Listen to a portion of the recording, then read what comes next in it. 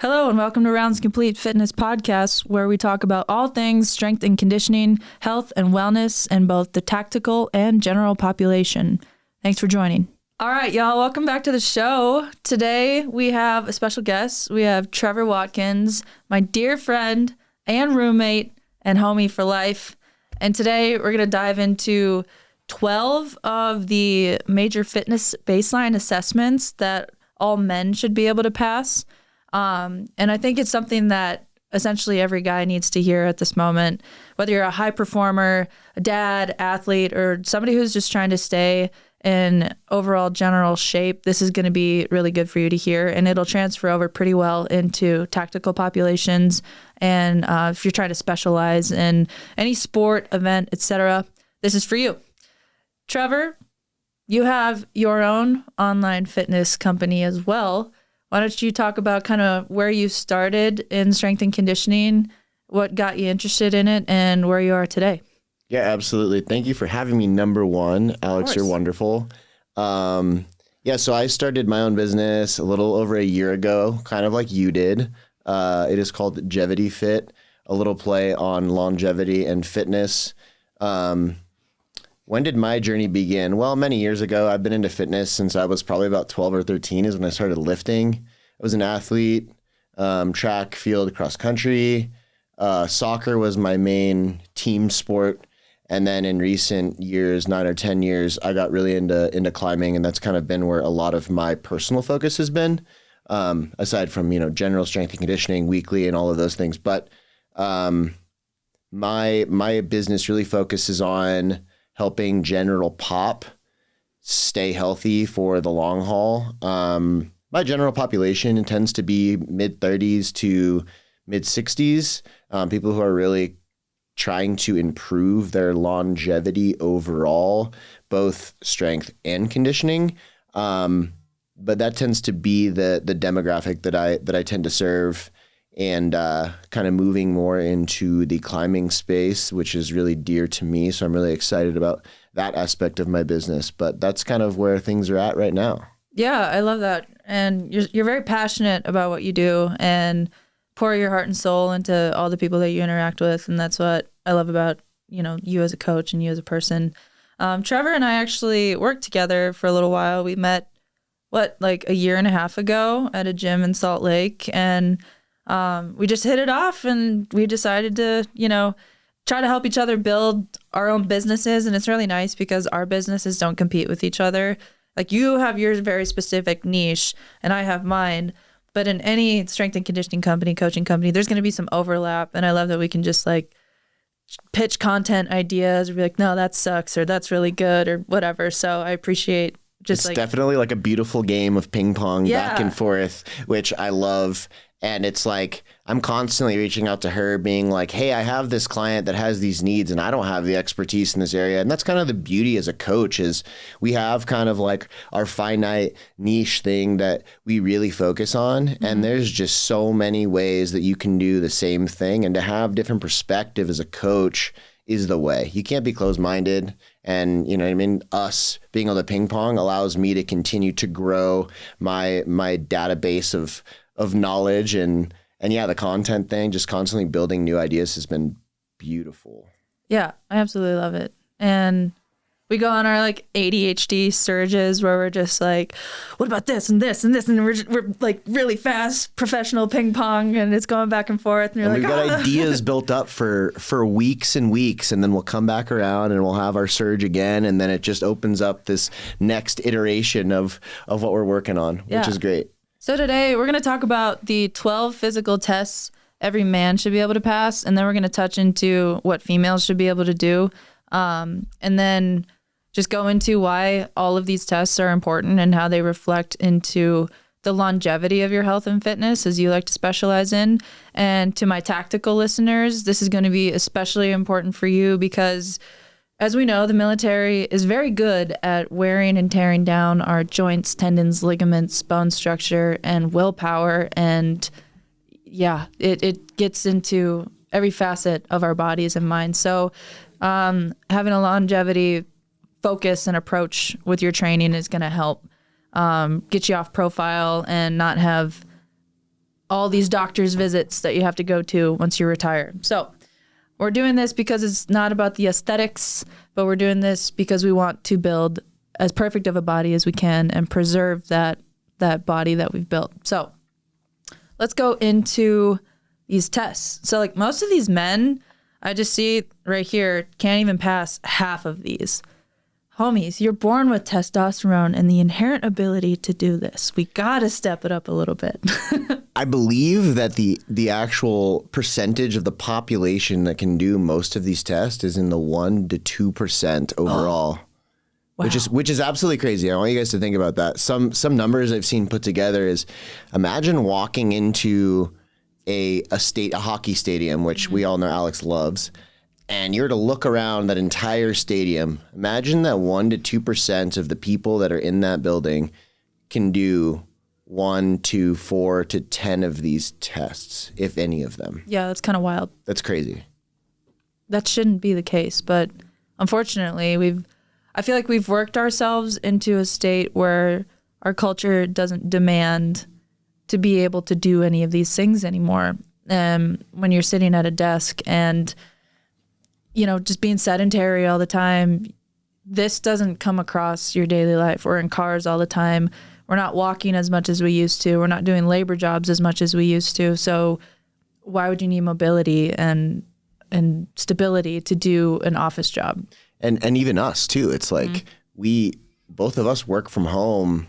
I think you more than me. It's like I still work a lot more in person, but I'm still at like 90% where I'm at home working behind a desk. So it's like I'm very aware of all of the things that a person who is more sedentary deals with on the daily basis. And it's very easy to fall into those patterns and those habits. Well, and these tests are essentially just addressing baseline capacity. We're not even talking about elite athletes and performers, Olympians, et cetera. This is just what a basic human being should be able to do. And you're saying 1% to 2% of men can't do these. And so if we're talking about strength, mobility, endurance, balance, and control, and how that translates into daily life, you have essentially a huge population at risk for getting injured and hurting themselves just doing some mundane tasks. So let's talk about these tests and why they're important. So I'll just go through all 12 and then let's touch on some of the main ones that we think are important. So let's outline these 12 physical tests and then we'll touch on 4 that you think are just a little bit more important. So these are what every standard man should be able to do. Keep that in mind. So number 1, we have a dead hang for 60 seconds, and that's going to test your overall grip strength and shoulder health. And then we have 30 strict push-ups, which is upper body endurance. And then we have 5 to 10 dead hang pull-ups. That one's going to be a tough one for most people. We have a 50-yard body weight farmer's carry. So that could be with kettlebells or a trap bar or something along the lines of that. A 1.5 mile run under 13 minutes. Row 500 meters in under 1 minute and 50 seconds. A 2-minute plank. A 60-second deep squat hold. Single leg balance for 30 seconds each leg. And a hip hinge with proper form at 50% body weight. And then standing from the floor, no hands, and then walk a mile with no pain or stopping. So let's talk about the 4 that you want to talk about and why these can translate into overall longevity and help both of our populations. Absolutely. I'm going to stick with 5, but I'm going to have a caveat on that, and I'll explain why. So getting up off the floor without hands, I think, is a really huge one, because I know a lot of what we're going to talk about is mobility, and that is a huge limiting factor for folks that are sedentary. Tight hips, tight lower back, and shoulders and back. They all limit that movement alone, and even tight ankles too, right? So that's a big one. Number 2 is the air squat. You want to stop here? Just keep going. Okay. Number 2, we'll go air squat for 2 minutes at 90 degrees, right? That's really important for testing endurance of the lower body, as well as core stability, be able to hold yourself up for that amount of time, find focus, find your breath, all those things. Dead hang for 90 seconds is another really big one. Testing grip strength is the overall thing that we're testing there, because grip strength has been, by many, been a huge correlation there with longevity, simply because it ties back to central nervous system taxing. But a lot of people don't have access to testing their grip strength. Luckily, we do as coaches, but a lot of people don't. So the next best way is then go, well, let's keep it easy. We can do this in a gym or a controlled setting, and you can dead hang from a bar, right, for 90 seconds, and that tests grip strength. And then number 5, which is the caveat, number 4 actually, which is the caveat, is being able to deadlift your body weight. Now, there, like we were talking about, is only a small bit of the population that can do some of these movements. There are limitations with the deadlift. Some people have mobility issues, back issues, whatever it might be. And so it's not going to be something that we tend to go for. And so getting up off the floor, I think, is kind of a better option for most people. And then the other one that I really like to focus on is farmer carry, which is also another test of grip strength, but now we're involving stability and coordination of the whole body, and more of an endurance based, because you're taxing more muscles at one time. So the way we do that is we split the weight between both hands. So if you're 140 pounds, right, that's going to be 70-pound dumbbells or kettlebells per hand. And then you can do it on a track or outside, whatever. So those are kind of like my top 5 that I really focus on with a lot of my longevity based population, for both male and female. Well, I think that those tests could also be transferred over into tactical proficiency, as you're talking about it. The ability to get down and get back up quickly is a huge component to tactical movements. So if we are not able to drop down to the ground and quickly get back up, sometimes you're not going to be able to use your hands because we're carrying a rifle or radios, or we have a lot of stuff that we need to carry. And so if you're able to like kind of hinge and then stand up in a lunge, that's huge. And that kind of transfers over into almost Turkish getup in a way. Or even burpees, right? Like you put a lot of these different movements together. If you really start to understand the why, and then we can break it down in the gym, stuff starts to really click, right? I think you made a really great point of being able to get up and down from the ground. It's like, well, if you can't even do the get up by itself without hands, it's like you're already missing out on one component. But for someone like, who's performing out in the field, it's like to be able to do that at speed with control and strength is so important. Yeah, we do what's called, I'm up, he sees me, I'm down. And you get up, you run, he sees me, I'm down. And you're just doing that, and that's called bounding towards the objective. And so just being able to do that. We also have extra, let's just say 30 pounds with us too. So that's not even body weight. If you add 30 to 50 pounds, depending on how heavy your rucksack is too, that might be way higher. Right. And you're bounding with an extra 50 pounds. You got to know how to properly get down and get back up. And if we can't even do that in a baseline test, then we're kind of SOL. And same with grip strength. A lot of the things we do have climbing elements. And so, if you go to basic training or airborne school, air assault school, ranger school, and even just basic obstacle course maneuvering, it's a lot of grip strength. And if your grip strength is crap and you can't hold yourself or pull yourself up, you're not going to pass, and you're simply not tactically proficient. Then we can transfer that over into the general population. If you fall and you don't have a life alert, you can't get back up, What are you going to do? Are you Life just gonna, alert plug, yeah. All senior citizens should have life alert. No, if you can't. Or have a good coach that teaches great mobility and strength. What do you think about that? That's your life alert. There it is. You don't even need that. You're just, I fell and I can get back up. I fall down sometimes. Rarely. I have, but I can get back up. And I want to be able to do that in 40 years. So it transfers over on the battlefield and to when you're in the nursing home or a senior citizen. Like, these are skills that every human being should have.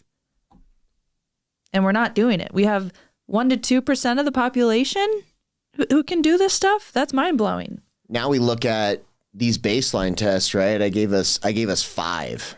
It's like, okay, cool. You're like, oh man, a lot of those seem relatively easy, right? And then there's 10 to 12 tests that we listed overall. And it's like, well, that's what building foundation, that's what building baselines with a coach or with just anyone, like a program, starting a program for that matter. That's what it's all about. It's these building blocks that we build that then create this next level, right, that we can build off of and continue to get stronger. And it's like, then we can get into the push-up tests, right? Mm-hmm. Because you've got stability now that you built through your core. Now you can really channel, and you've got endurance that you've built through some of the other tests and strength that we're doing. And then you're able to do the pull-ups, the push-ups, which most people, struggle with big time, male and female alone, right? So having these building blocks that we can really build on, especially stuff that's really easy. You don't need a gym to do 95% of these tests, you know what I mean? Less the barbell-based stuff. It's like, if that's the one thing that you're working on, it's a great place to start. Yeah. I mean, this morning I went for a 3-mile, 30-pound weighted walk, and I was able to do it in like 50 minutes. Like, I was hitting about a 16 to 16:30 pace and just hauling ass. And we should be able to do that. You should be able at any point to put something on your back and walk with it. And I think it was an episode or two ago, Parker and I were talking about how walking under load and that concept of time under tension is one of the most applicable concepts when you're training and developing somebody. So if we're not able to exercise time under tension, we're not able to progress and develop that tissue strength, ligament strength, tendon strength that's essential and vital to longevity. Right.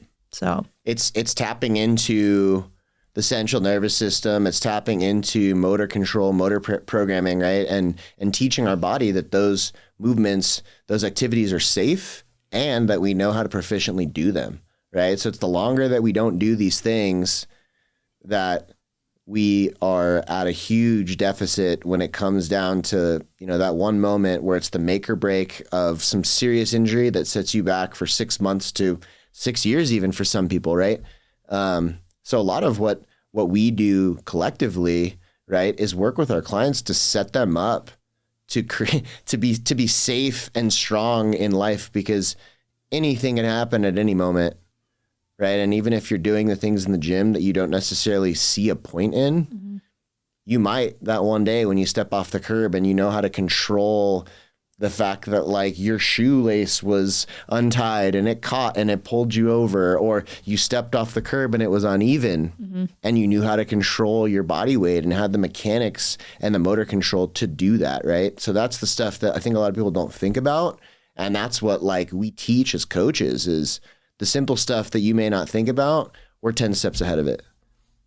And I was just thinking, as you're talking about this, like the number one injury across the military is low back pain or low back injuries, whether it's bulging, herniations, stenosis, etc. That is the number one driving factor of why people are either on a profile, a permanent profile, or they have to medically retire, and then it racks up all these VA health loans and what have you. And it's a waste of time, money, and resources when you don't have your body properly in check and built up to either bounce back from these injuries or simply almost prevent them entirely. And so I'm thinking about longevity as like a time, energy, money concept, the 3 resources that I always talk to you about. Can you say that again, just so that the people out there can hear that trifecta that you love to talk about? Yeah, it's like my favorite thing I talk about lately, and I have a whole framework for it that I'll pitch at some point. But I always think whenever I do something, whenever I'm interacting with something, I think time, energy, money. How long is it going to take me? How much energy do I have to put into it? How much money is it going to cost? And then I kind of summate the ROI. So what is the ROI of this? And putting the extra time in the gym or hiring somebody to help you structure a training plan properly is going to save you time, energy, money down the road. You might have to put in time, energy, money now, but the ROI of it is going to be you will spend less time in the doctors and more time in the gym and doing the things that you like. You'll have way more energy because you won't be in pain all the time. And then you'll save money at the doctor's visits. And instead, you'll have that money to go spend on either continuing coaching or that vacation that you want to go on, that car that you want to buy, and you're not racking up medical expenses. So that's what I think about when I'm trying to coach people and communicate that training like this isn't just, like I said earlier, about the aesthetics and looking hot and whatever. It's about how is the rest of my life going to look? How am I going to set myself up for success using concepts of longevity? Right. I mean, the aesthetics part of it can be a byproduct, and it will be a byproduct. You know what I mean? It just takes time. You know, there's no quick fix to all of these things, right? It's an investment. It's an investment in longevity, which we talk about. And I think with like a lot of my clients, the ROI thing is the big pitch for anybody. It's like, if you want to look at a coach, you know what I mean? We are salesmen and women, you know, at the end of the day, but salesmen and women with the best of intentions. It's like, we look at your life.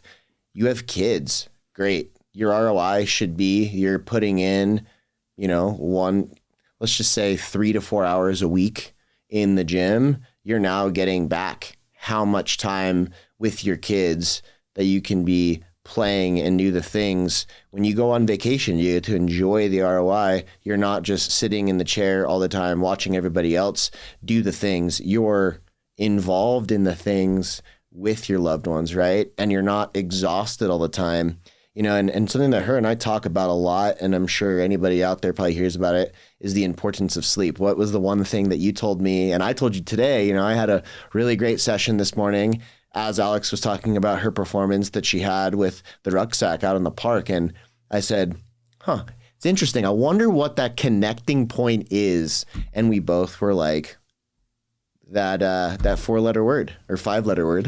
Sleep. 5-letter word. Sleep. No. Sleep. 5-letter word. Sleep. SLEEP, people. It is everything. And taking your magnesium to help with your sleep. Yes. That helps. Yes, it does. That is the other baseline, right? It's like we could have these 5 or 6 baseline tests. Sleep is chilling right next door. It's like without that, none of those are possible. Well, and it goes into what you touched on earlier, which is the central nervous system repair. So grip strength is an indicator of your overall central nervous system capabilities in the present moment. So you could wake up one morning and you could crush a boulder and go Hulk smash.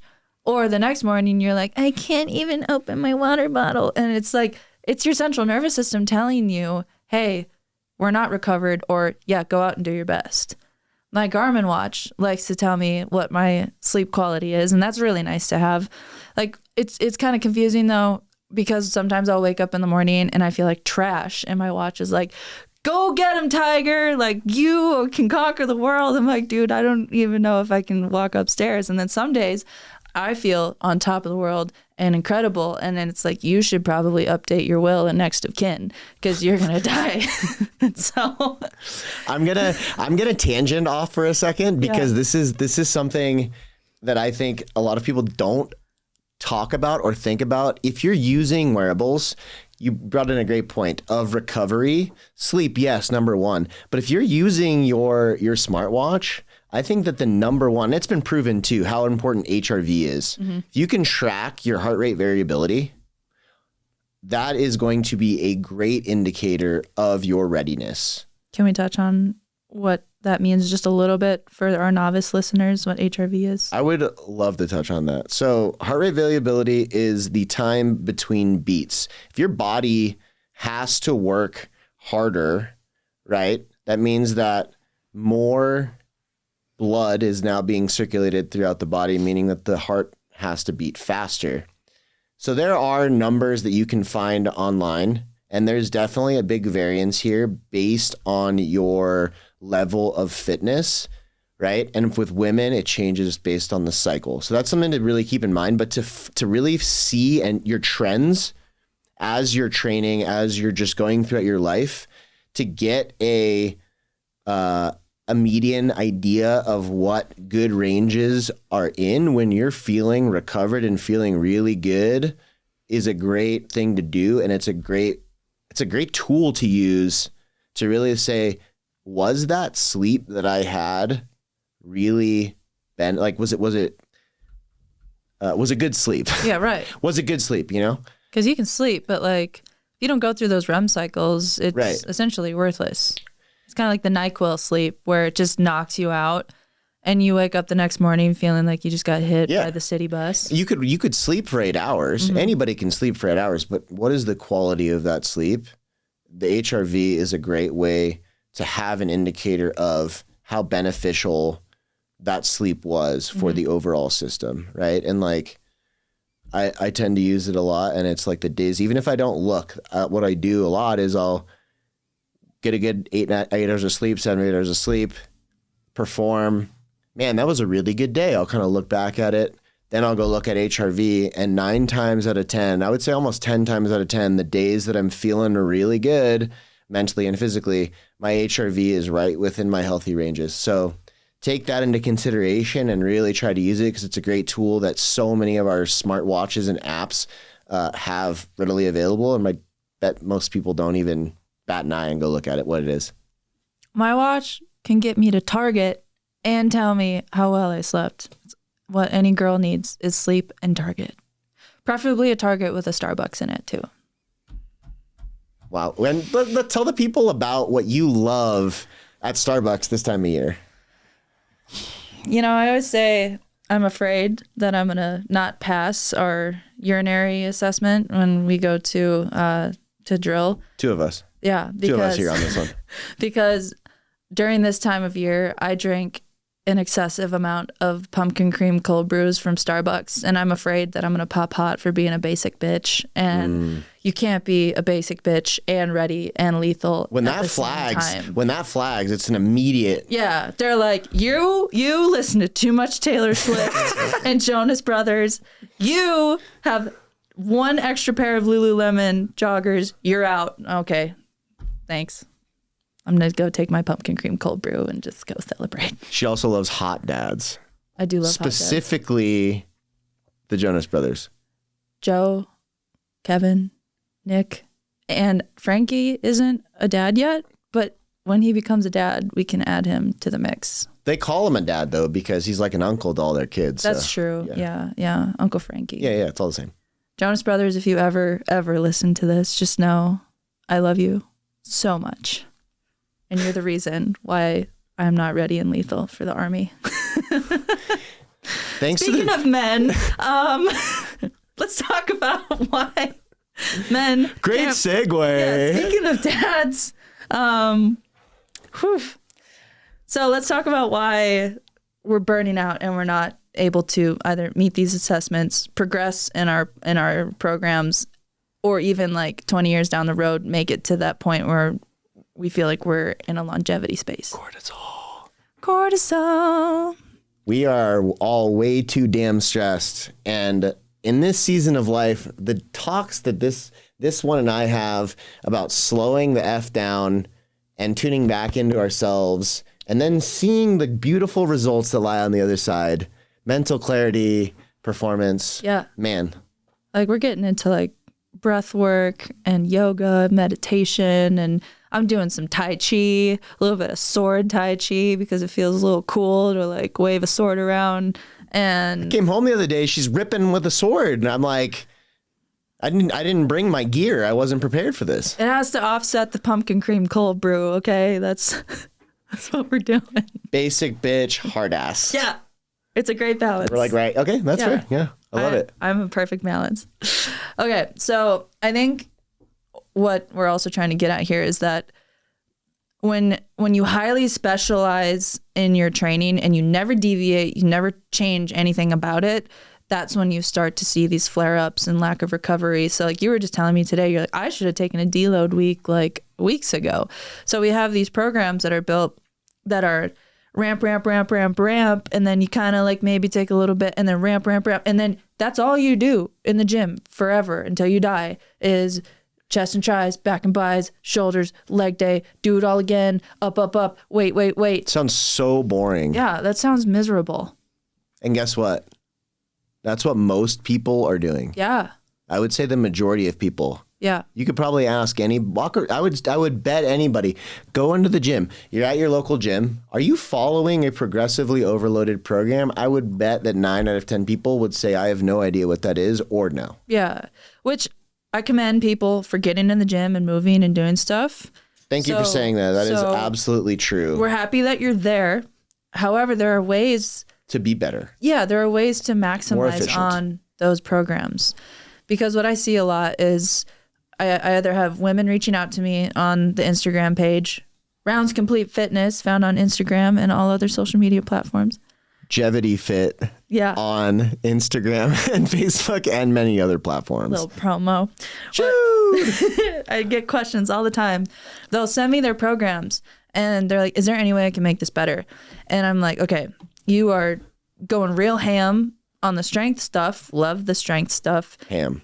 Going green eggs and ham. And all we need to do is adjust the sets and reps. And I'm asking, are you doing any interval training? Do you have a recovery day? Do you have this? And they're like, well, no, not really. I was like, all right, well, this is where your program's going to fail. If you want to train, especially for tactical populations, we have to be well-rounded. We have to have high power outputs, high strength, anaerobic and aerobic capacities. And you're not going to get it from bench pressing, bicep curling, hamstring curling, and whatever the hell else that people do on a regular basis. I mean, progressive overloading, like you're talking about, is no different than what we do in our everyday lives. We're not working 7 days a week. At least most people are not. I hope not. I hope not, even though we do it. But guess what? We also have days that we take off and we do absolutely nothing but sit on the couch. We stretch.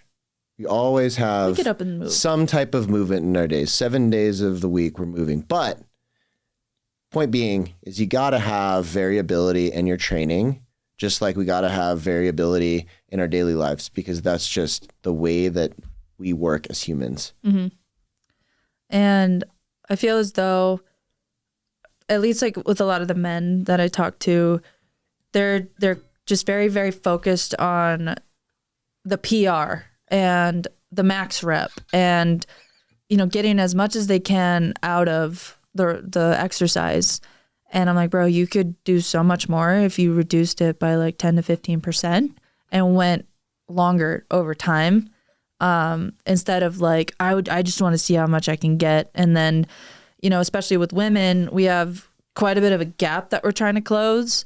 And so, especially when it comes to these Army fitness tests, they're like, well, I've just been trying to do this and this and this. I'm like, your body's not used to that. We can't just be like throwing the kitchen sink at you and expect you to catch it when you haven't even, done a baseline fitness assessment. Like, how many people are going to go out and just do their max test after not doing anything relatively active for months, maybe years? Mm-hmm. I would say a majority of people are going to lift that weight and have no idea what they're doing, right, and or get hurt. Right. Right. I rarely have anybody do a max fitness test to start off. I'm more focused on like, all right, let's just like get you going. Let's rev up the engine. It's about just getting someone moving. I mean, don't complicate things, right? We talk about most fitness isn't complicated unless you are training for something so specific in sport. It's like, you just got to do something that's consistent enough, variable enough, as we were talking about with resting, right? And then making sure that you're taking periods of time where you have deloads, things like that.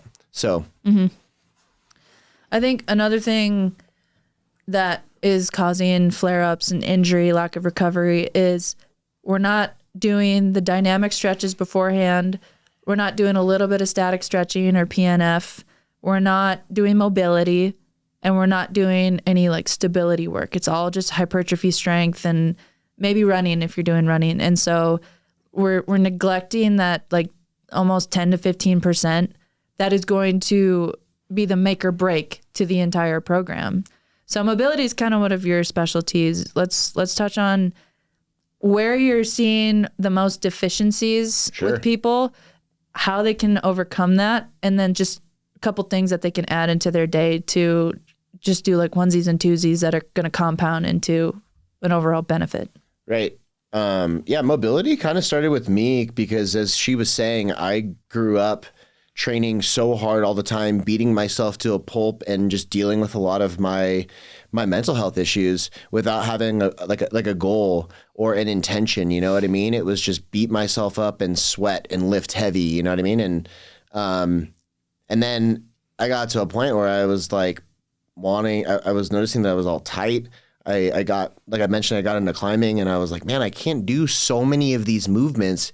And I'm only like 28 years old when I started. I'm only 28 years old. Like, why am I having trouble in these areas? And I'm like, I don't sit all day. I don't work at a desk. It's just like, I never prioritized mobility as a whole, or stretching even. Right.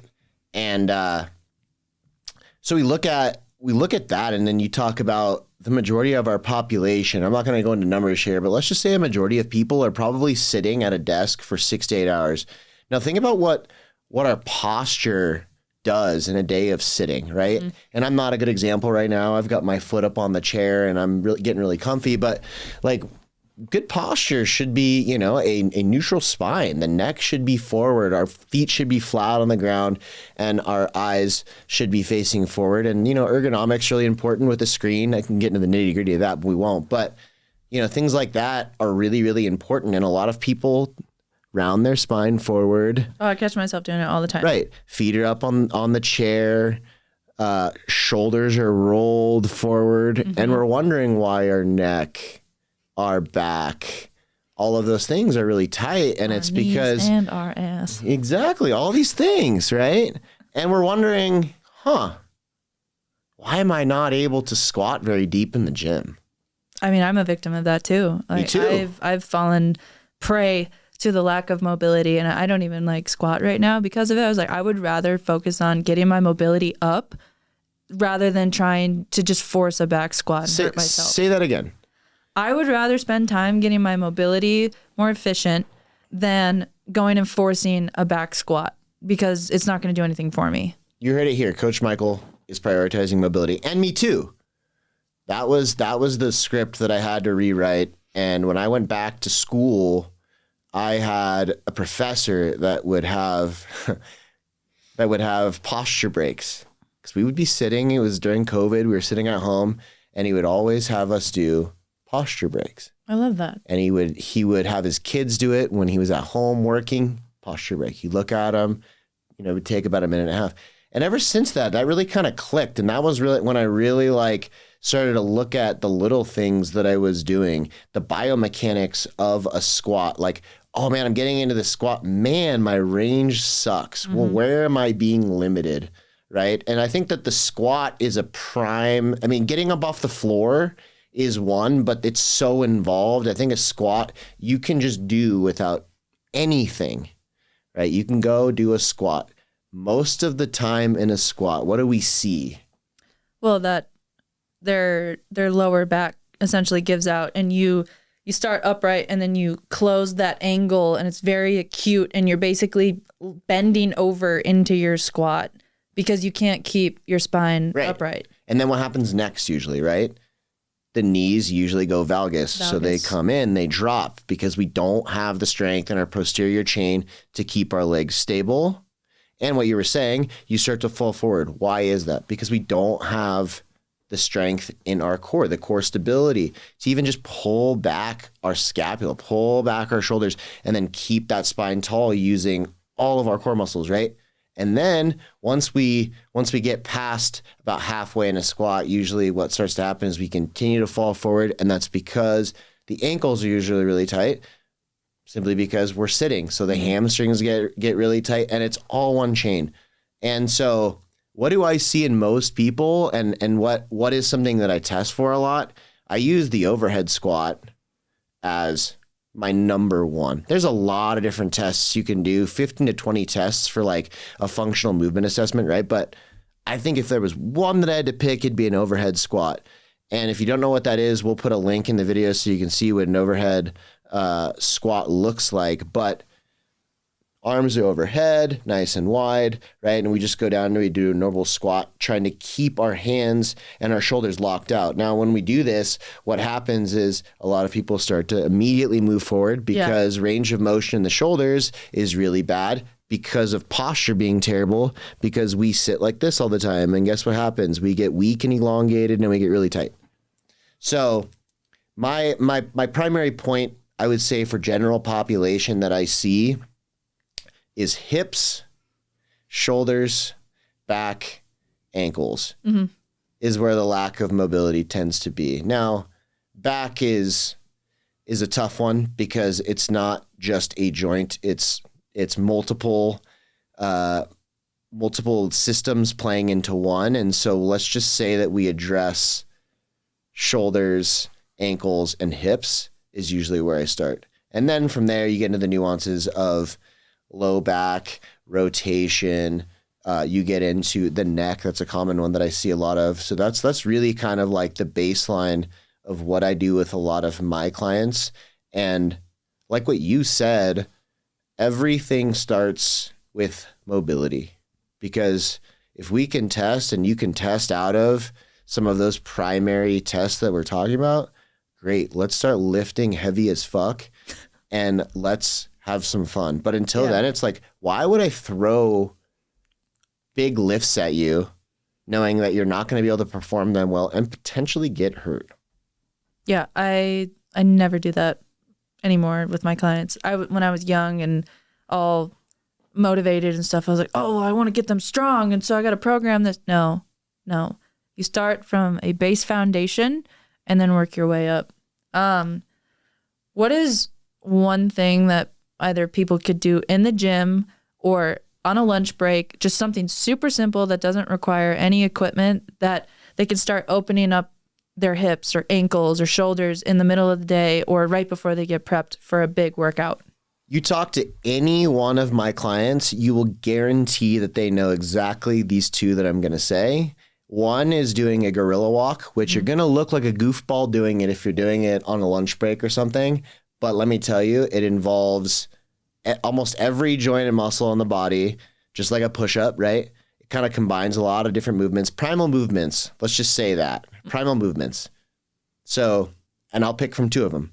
One is the gorilla, and then one is the primal squat where you go into rotation. Those are my two absolute favorites. And you can just say, even most people can't do a primal squat. Mm-hmm.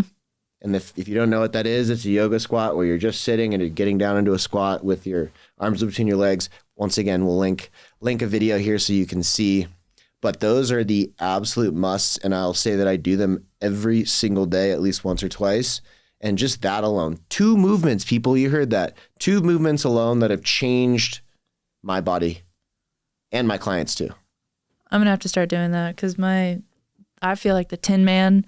I'm like, has anybody got any WD-40? And just, and I'm like, do you have a new heart too? And we are not old. No, we're not. We're only 31 and 34. 35? 35. About to get on that senior citizen discount soon. If I don't keep up these 2 movements daily, bet your bottom dollar. All right. I want to talk about the 12 tests that every woman should be able to pass. So let's go into that. So we're elaborating now past these 4 baselines that we talked about. Mm-hmm. Now you've moved past the 4 baselines. You've outbeat that 1%, and you're ready to start really getting after it. And that's when we start looking at these other tests on top of heavier strength training. Yeah. So for women, you should be able to do a deep body squat for about 60 seconds, a 30 to 60 second dead hang, 10 to 20 strict push-ups, which you'd be surprised. 10 push-ups for a lot of women is damn near impossible, and we got to fix that. 1 pull-up or an assisted pull-up, a 1.5 mile run under 15 to 16 minutes. Now, ladies, we need to run about 2 miles in that time, especially if you're combat arms. A loaded carry, 50% of the body weight, about 50 yards. A 90-second plank, and a sit to stand with no hands. And then a hip hinge, so a deadlift with 30 to 50% body weight. And then 30-second single leg balance. And then carry 20 pounds, 1 minute each hand. And then walk a mile pain-free. Now, the ones that I really want to touch on for us ladies is, especially in the tactical population, I want to touch on the deep bodyweight squat. We have naturally tight hip flexors just as human beings in the 21st century, but women especially, like, our hips dictate so much of our overall capacity to carry load, run, walk, and do a lot of the basic lifts in the gym. So being able to hold that is a really good indicator of overall hip strength and mobility and knee health. So ACL tears are one of the most common injuries found in female athletes and starting to become more prominent in the military, just with the up and coming youth and younger populations not being quite as active as we once were as kids. So it's becoming more prominent. Let's touch for a second. We're going to divert. Men, talking about men now. Oh, yeah. Men have, after the age of 30, so you said women, ACL tears are extremely high. Now we get into men in their 30s have about a 20% or higher risk of tearing Achilles. And I don't know about you. I mean, I've partially ruptured one. I have friends that have, and it's crazy to think how we go from being very, very active as children, and then we get more and more and more sedentary, where things like tragedy. Getting up off the floor becomes harder. That's something we do innately as we're children, right? And then we lose that, and then we stop doing all of these fast twitch movements, right? The plyometrics and things like that. And then we go out on the basketball court, we hoop it up with the boys on lunch break, and then we do a quick cut. And guess what happens? We tear an ACL. We tear an Achilles. Dude, pickleball is taking casualties. Oh, yeah, big time. Yeah, pickleball. And guess what we think? It's a lot more than just the pink, pink, pink you hear from across the street all day. Yeah. Right? Yeah. It's the lateral movements that we're not doing on a normal basis. Like, when do we ever just move laterally? Rarely. It's always kind of we're moving our body in a straightforward pattern. Multi-plane, multi-chain movements are so important after the age of 30. I'll say it again. Multi-plane and multi-chain movements are so important after the age of 30. Hell yeah, brother. Let's talk about some things that I get a lot of questions from women. So grip strength and upper body strength. Women are constantly asking me, how do I improve this? How do I get better at it? And I just always say, like, in order to get better at the thing, you kind of got to do the thing. Sure. So with the dead hangs, a lot of women can't hold themselves on a pull-up bar. And in order to get a stronger grip, you kind of just have to do it. So we can incorporate that with 10 seconds on, 10 seconds off, 20 seconds. You can vary it a little bit instead of just maxing out one dead hang. And bands are your best friend. Bands too. Yep. Bands to make her dance. Bands will make her dance. But also bands to make them hands. Yee. Got him. With that, you can also do carries, like heavy carries. And that's going to transfer really well over into our max rep deadlift. So we have the 3 rep max trap bar deadlift. And a lot of the times women are like, it's not really that I can't lift it. It's my hands can't hold the bar. So practicing the dead hang with, say you're 135, 150 pounds, that's a lot of load. And that's a lot of gravity that you're having to resist. And that's going to develop, John Mayer, that's going to develop a lot of grip strength and forearm strength over time too. And then with the push-ups, I see a lot of women, and I used to do this too when my scaps weren't super developed and my lats and whatnot. We're going out in this position. The old winging. Yeah, we're doing this thing, which is like a really weird, white girl dance. Which it's great. Yeah. Like, all right, like I like to do that sometimes. Yeah. However, one of my biggest tips for doing a push-up is bringing the triceps in and the elbows in, because here we're working our rear delts, which is like a tiny little muscle. And stressing out the shoulders a lot more than you need to be. And like that angle is bringing our shoulders in, and our shoulders don't want to be at that angle. So if we push ourselves back, tuck the elbow in more, not only are we getting more muscle engagement, we're getting more like a healthier joint range of motion. So we have our lat, a little bit of delt, our tricep, and our chest. Whereas opposed to if we're winging out here, it's just basically rear delt holding on for dear life, a little bit of lat and chest. And so women have a hard time with the push-ups because they don't develop their upper body. They don't have the mobility for it. And it's all just going back to everything that we were just talking about, is how do we structure our training so that we can do something like this. And then when we're 65 or 75, we fall one day, we're not trying to figure out how to get up. We can just push ourselves. The body knows how to do it, man. Yeah. And ROI, right? Yep. It's like don't you want to be more efficient with the way that you move your body? If you're doing things and making them harder, that's not efficient. I agree. I'll touch on one more. So the 1.5 mile run under 15 to 16 minutes. In our Army fitness tests, we need to run 2 miles in like less than 18 minutes to get a decent score. For combat arms, to max it, it's 13 minutes and 30 seconds. So if you're trying to go for gold, you're going to have to be running a lot faster than that. And what I see a lot of the times is women are saying, well, I hate just going for long runs all the time. How to increase that speed and get to that overall, I don't want to say anaerobic, aerobic capacity. There we go. To do interval work is going to transfer over extremely well into increasing overall mile or 2 mile speed. Bread and butter. Yeah. If you're not doing interval work, at least in some phases of your training, maybe not every single phase you're sprinting all the time. I don't recommend that all year. But if you're not doing some sort of interval work, whether it's on the assault bike, the rower, you're pushing sleds back and forth, you're running, you're missing out on a vital aspect of training that's going to transfer over very well into speed endurance. So we'll say it again. Interval work is such an amazing and crucial tool for developing overall fitness. If you want a six-pack, do interval training. The long runs, they burn a lot of calories, but they're not quite getting those fast twitch movements and high energy output that a sprint will do. What does the core do in interval work? It is keeping you upright, stable, and from toppling over. It is full firing your obliques, your rectus abdominis, even your lower back and glutes.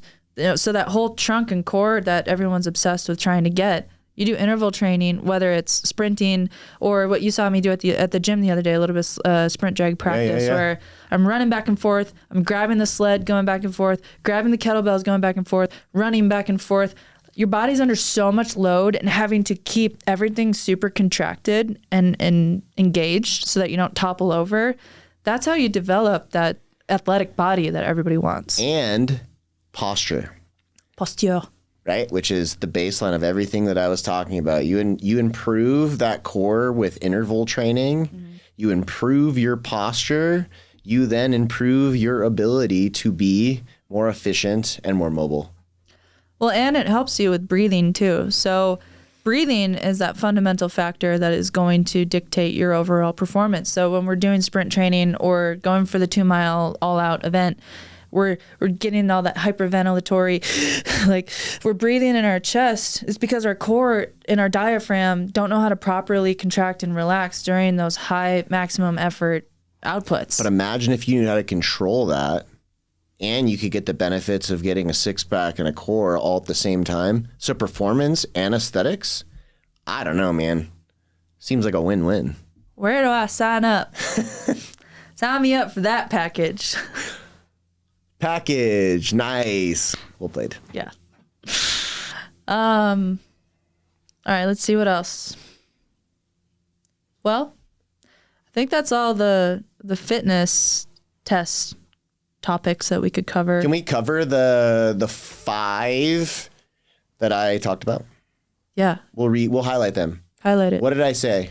I said 2 minutes, 90-degree air squat, 60-second body weight farmer carry, 90-second dead hang, being able to get up off the floor without hands, and the caveat 5 is body weight deadlift. Hell yeah. Here for it. Love it. Here. All right, so here's a little challenge for you guys. So now that you know how to do for men the 12 tests that every average man should be able to do, go out, test yourself, and then let us know how you do. You can do all of them or one of them and let us know how you do. Same with you women.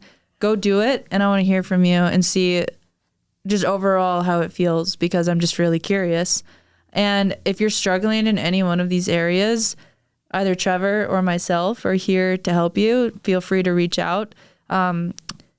You do pretty comprehensive strength and conditioning and nutrition guidance, and I do as well. So we have plans and programs built specifically for improving either baseline fitness testing, or if we're in the Army or the military, your tactical proficiency tests. So with that, let us know how you do. I'm actually really curious because I kind of want to go do some of these myself. Sounds like a poll is coming sometime soon. Yeah, we might be putting that out. Community poll. On the gram. The old gram. All right. Well, Trevor, before we close out, is there anything I can do for you? Do you have a question or anything I can help you with? So you've always told me about this little thing called hydrate, caffeinate, dominate. Honestly, it's sheer brilliance, honestly. Can you elaborate on that? Yeah, so this is just one of the weird things that come up in my brain. You know, I have a lot of big creative over here. Yeah, big creator. I'm a girl who walks around with at least 3 beverages with me at all times. Like, for instance. And maybe 4 sometimes during the holidays. Oh, yeah, for sure. Because one might be this pumpkin cold brew that you're talking about. So we got Stanley here. He's got the stickers on it. And this is Stanley. It's not anything to write home about. But I always have this in with me. And then oftentimes if I am on the go, I will have my coffee cup, whether it's my thermos or the Starbucks cup, and then a protein drink or something that has like a recovery supplement in it, or like creatine. So I have hydrate, caffeinate, and dominate. So here's just an example of what that looks like. This has been the inspiration for the podcast. We have my hydration, my caffeination, and my domination. Notice how the water one is significantly bigger and the coffee one is a little bit smaller. And this one you can shake up because for the most part, you're probably going to be putting some sort of powder and creatine in it. So there's a method to it. Big method. Big method. So that's going to be the movement, guys. Hydrate, caffeinate, dominate. And that is how you're going to get through each day, recover. I feel like people don't drink enough water throughout the day. So always have whatever version of your Stanley that you want and get after it. Just get after it, bro. What about for me? What do you got for me? A question? Mm-hmm. Did I just throw this at you last minute? Wow. How terrible of me. Gosh. Who annoys you the most, Duncan or Donut? Dang. Those are my cats. Those are her cats they're not my cats to a certain degree. Which one annoys me more? I think it's Duncan, simply because I want more love. I know, he's very selective. He has like big cat energy. Yeah, dude. I'm like, bro, it's fine. Just come hang out. Yeah. He's very skittish. Yeah. I also, sorry, dude, I hit you this morning. Yep. When we were on the couch just hanging out. Maybe that was that moment. Maybe he's like, I'm going to give him a second and I blew it. And you just elbowed his love away. I bowed my dog. Bowed my dog in the face. My cat, actually, not my dog. But you know what I mean. I get you. Oh, man. Yeah. Good times. Also, big shout out to my other friend, Trevor Terp, down in Fort Bliss, Texas.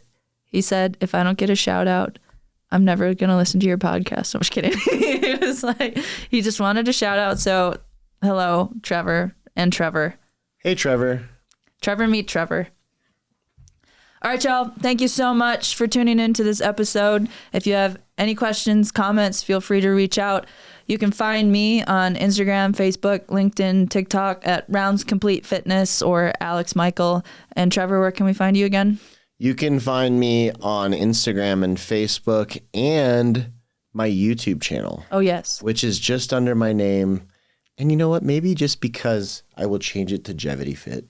You might. I might want to. Find me in the club. But I am. My name is Trevor. Yes. So that's where you can find me on YouTube. His name's Trevor. You didn't know. Hey, Trevor. Find me in the club. All right. Peace out.